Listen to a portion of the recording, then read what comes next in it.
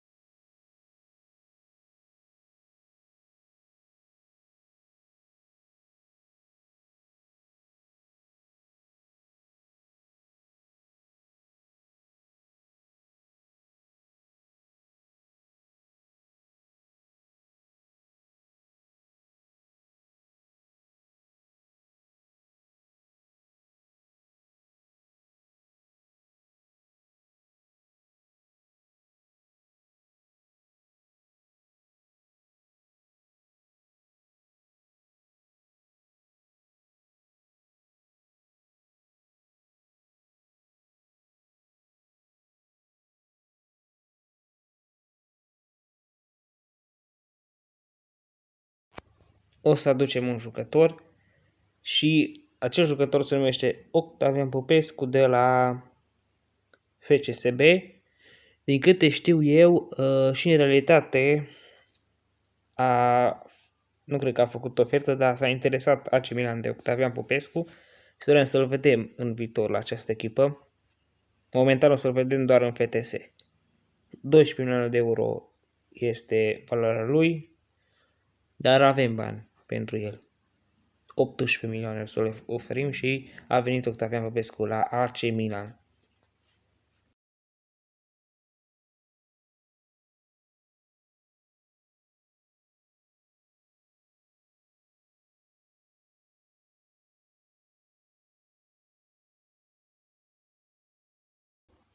Numărul pe care îl va purta va fi 37, primul lui număr de la FCSB.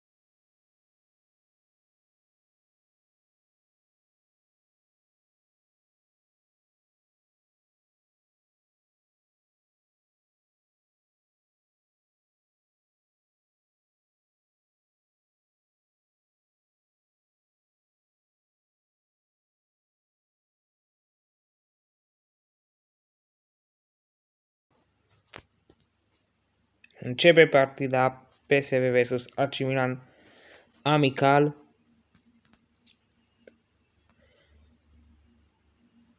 Și începe prin posesia celor de la PSV. Recuperează acolo Pellegrini, Popescu. Pasăm în spate. Pasă în centru, greșește acolo. Sangore. Accelerează, pasă în stânga, în dreapta pentru Gutierrez. Se duce în flanc. Deposedat. Fault la... Nu dă seama cine a fost faultat. Tomori bate lovitura liberă în minutul 10. Obiectivul nostru nu este... de fapt este și victoria, bineînțeles.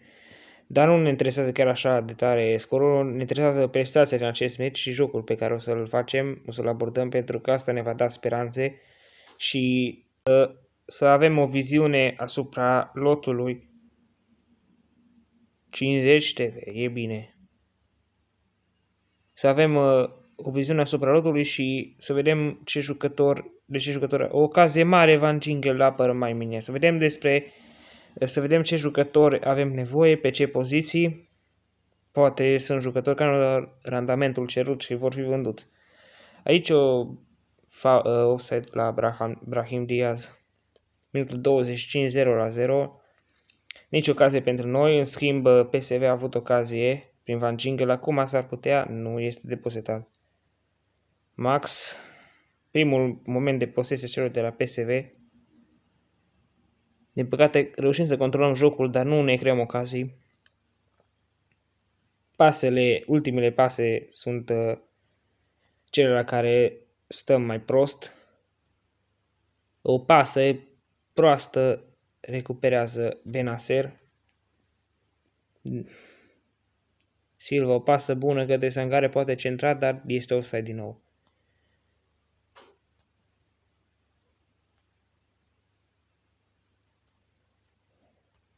Benacer cearcă din nou o pasă, dar din nou greșită, foarte slab am jucat în această seară, până în acest moment. Din nou greșește Benacer. Gutierrez recuperează, din nou pierde. Rosario se îndreaptă, pasează greșit, recuperăm și se termină prima repriză 0-0. Nu mă face nicio schimbare.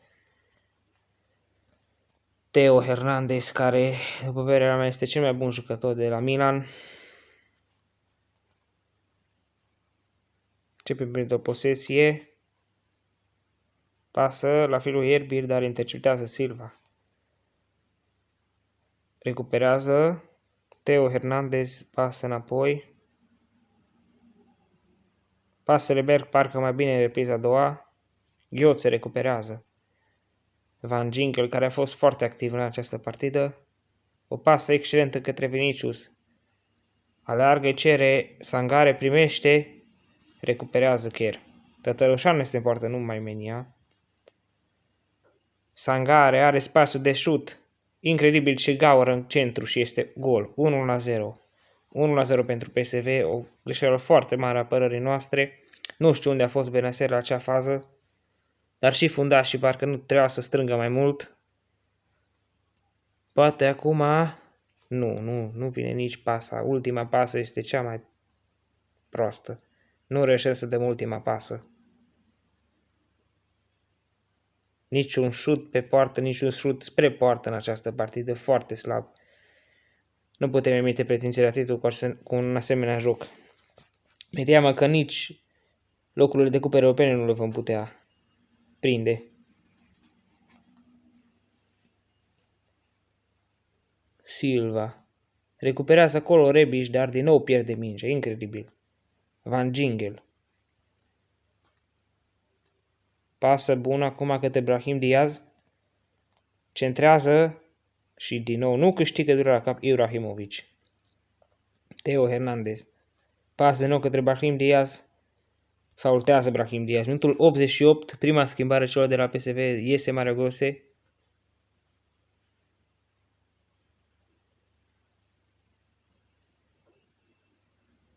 Rosario. Van Ginkel, care poate am putea lua o opțiune serioasă să-l cumpărăm. Depinde cât să ne are. Dacă este mai bătrân, nu cred că ar fi o idee bună. Se termină partida 1-0.